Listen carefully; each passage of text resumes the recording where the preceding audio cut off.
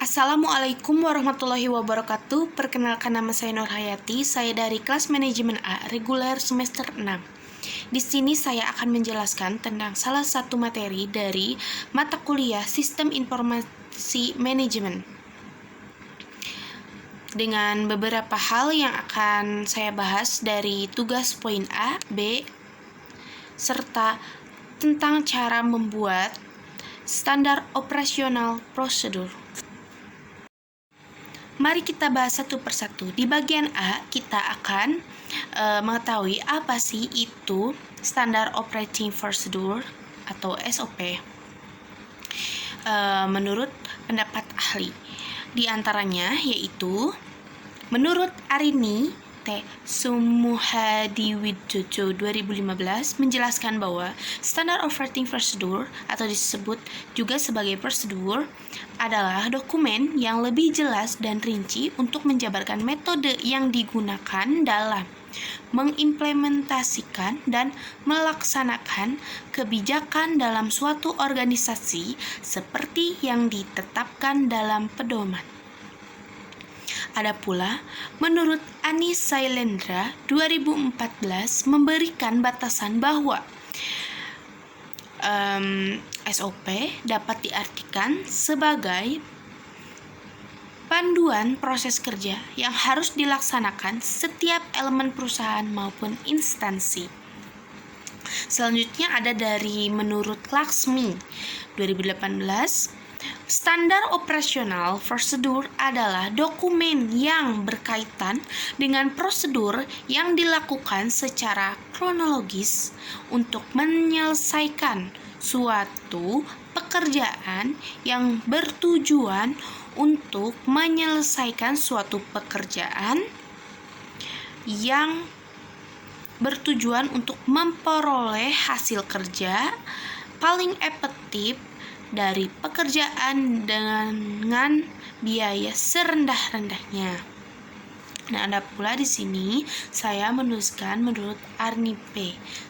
2016, Standard Operating Procedure adalah serangkaian instruksi kerja tertulis yang dilakukan atau terdokumentasi mengenai proses penyelenggaraan administrasi perusahaan, bagaimana dan kapan harus dilakukan, di mana dan oleh siapa dilakukannya. Setelah kita mengetahui yang poin A, saya akan menjelaskan yang poin B itu mengenai manfaat, fungsi, tujuan organisasi harus selalu membuat SOP. Pertama, saya akan menjelaskan mengenai manfaat dari Standard Operating Procedure. Menurut Permenpan nomor 21/11/2008, SOP memiliki manfaat bagi organisasi antara lain yang pertama sebagai standarisasi cara dilakukan pegawai dalam menyelesaikan pekerjaan khusus, mengurangi kesalahan dan kelalaian. Selanjutnya, SOP membantu staf menjadi lebih mandiri dan tidak tergantung pada intervensi manajemen sehingga akan mengurangi keterlibatan pimpinan dalam pelaksanaan proses sehari-hari. Nah, selanjutnya manfaatnya itu dapat meningkatkan akuntabilitas dengan mendokumentasikan tanggung jawab khusus dalam melaksanakan tugas. Dan ada pula beberapa hal manfaat ya sebagai berikut yang telah ditayangkan di video ini. Saya menulis 10 manfaat. Selanjutnya saya akan menjelaskan tentang fungsi dari Standard Operating Procedure. Fungsi dari Standard Operating Procedure ini ada beberapa hal. Nih, salah satunya yaitu fungsi SOP itu dapat memperkecil kesalahan. Kesalahan pada suatu bisnis memang menjadi hal yang wajar, tapi tidak lantas kesalahan-kesalahan yang ada atau akan terjadi menjadi tidak begitu penting. Maka SOP ini sangatlah berfungsi untuk menekan kesalahan yang akan terjadi atau yang terjadi. Yang selanjutnya itu fungsi dari SOP itu menjadi alat penilaian kerja. Jika belum sesuai, maka alangkah baiknya pelaku bisnis segera melakukan evaluasi dan memperbaiki terkait kinerja agar fungsi dan tujuan dari SOP ini dapat dirasakan sebagaimana mestinya oleh perusahaan. Yang ketiga itu fungsi SOP itu menjadi pedoman kerja. Dengan adanya SOP, karyawan akan lebih tahu apa saja sih yang harus dikerjakan dan hal apa yang harus dihindari dalam pekerjaan.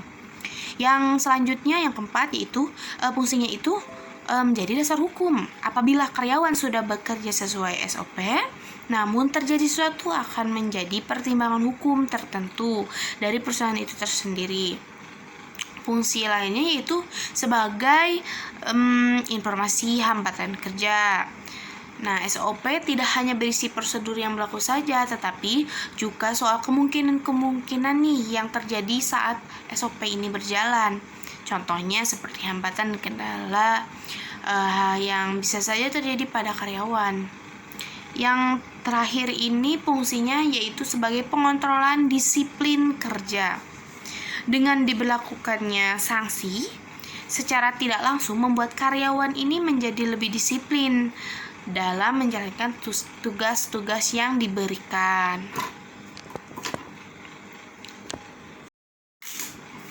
Untuk poin B selanjutnya itu mengenai tujuan SOP. Apa sih tujuan SOP?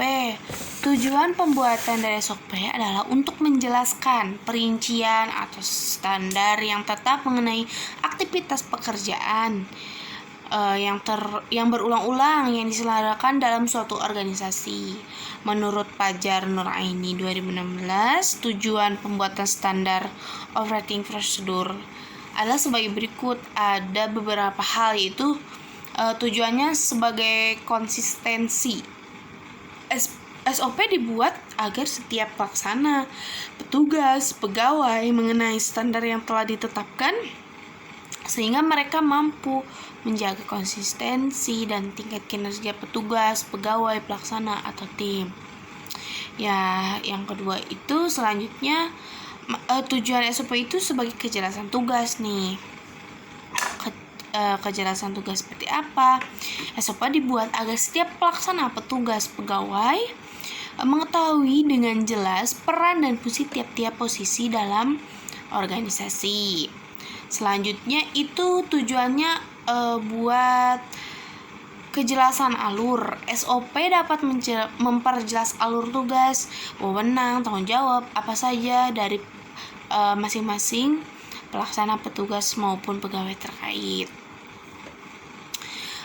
Yang selanjutnya itu melindungi. Tujuannya melindungi organisasi secara tidak langsung saat SOP dibuat ini dengan tujuan untuk melindungi organisasi atau unit kerja serta petugas maupun pegawai dari tindakan hal-hal malpraktek atau kesalahan yang bersumber dari administrasi atau faktor lainnya yang dapat berdampak buruk bagi keberlangsungan hidup organisasi. Selanjutnya itu tujuannya meminimalisir kesalahan sih.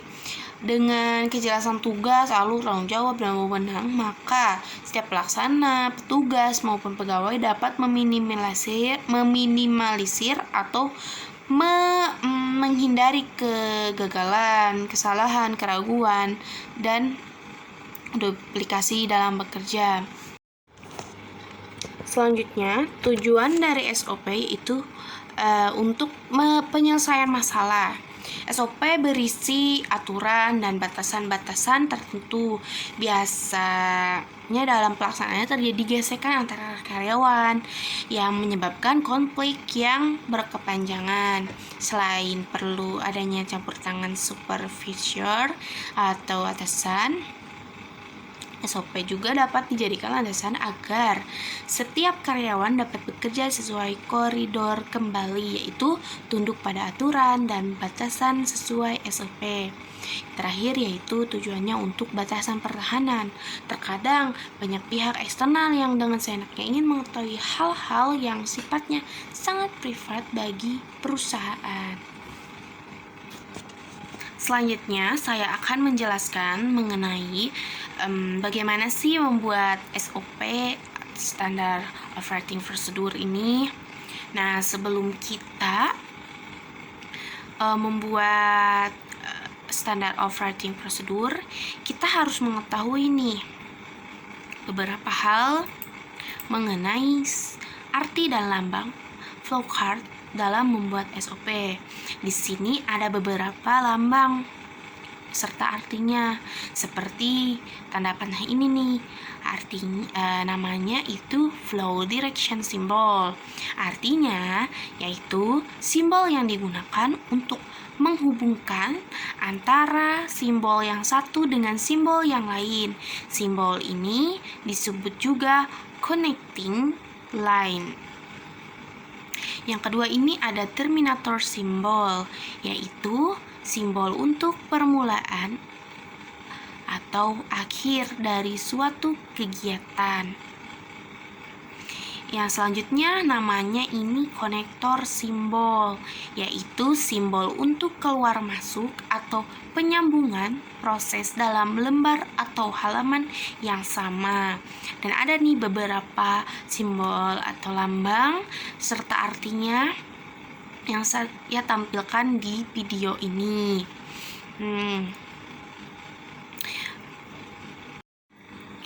Setelah membuat beberapa SOP mengenai hal-hal yang berbeda, di sini saya memilih satu, yaitu yang kelima, SOP mengenai pemeliharaan gedung dan bangunan. Nah, saya sudah membuat logo. Pertama, kalian harus membuat logo perusahaannya atau organisasi. Di sini saya membuat logo TB, yaitu singkatan dari Tita Biantara sebagai contoh perusahaan di atas judul. Nah, selanjutnya kita menuliskan standar operating procedure, dan di bawahnya itu mengenai mengenai SOP apa nih. Nah, saya di sini menuliskan pemeliharaan gedung dan bangunan. Selanjutnya ada mengenai dokumen levelnya. Di sini kalian bisa menuliskan perusahaan atau organisasinya dan dibuatnya kapan. Saya membuatnya di tanggal sekian. Nah, di sini terakhir kita cantumkan kodenya. Nah, kalian buat beberapa kegiatan ya di dalam SOP-nya. Di sini ada 7 kegiatan dalam SOP mengenai pemeliharaan gedung dan bangunan. Nah, tadi kan sudah dijelaskan mengenai beberapa lambang serta artinya. Di sini saya menggunakan lambang yang bernama apa nih? Ini namanya terminator simbol, yaitu simbol untuk permulaan atau akhiran. Kegiatan pertama yaitu membuat rencana kegiatan pemeliharaan bangunan. Kegiatan kedua, saya menyetujui perbaikan bangunan. Nah, yang ketiga itu kegiatannya membuat permintaan persetujuan bangunan. Yang keempat, menandatangani permintaan persetujuan bangunan. Yang kelima, melakukan perawatan dan perbaikan bangunan. Yang keenam, meminta kwitansi dari toko dan menyerahkan kepada bendahara keuangan.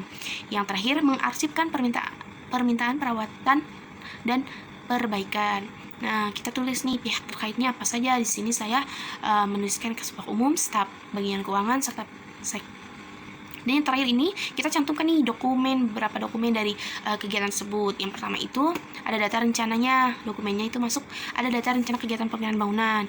Yang kedua, data tersebut telah disetujui. Di kegiatan ketiga itu ada forumnya, permintaan persetujuan bangunan. Di kegiatan keempat ini forumnya sudah disetujui. Yang kelima ini kita memperoleh data bangunan yang akan dirawat. Di kegiatan keenam, dokumennya ada kwitansi dari toko. Dan yang terakhir ini data permintaan perawatan dan perbaikan bangunan serta kwitansinya. Di sini sudah lengkap ya. Nah, setelah kita mengetahui beberapa bagaimana sih cara membuat SOP itu. Nah, dan perlu diingat juga ya, sebelum pembuatan kita harus nih tahu arti serta lambang-lambang dari flowchart yang akan kita gunakan sebelum kita membuat SOP ya. Jadi di dalamnya itu harus tahu nih flowchart apa yang akan kita gunakan saat pembuatan SOP. Nah, mungkin cukup sekian penjelasan dari saya mengenai bagian A, B serta bagaimana sih cara membuat SOP itu. Nah, dengan itu saya mohon maaf apabila ada kesalahan serta berterima kasih atas perhatiannya. Wassalamualaikum warahmatullahi wabarakatuh.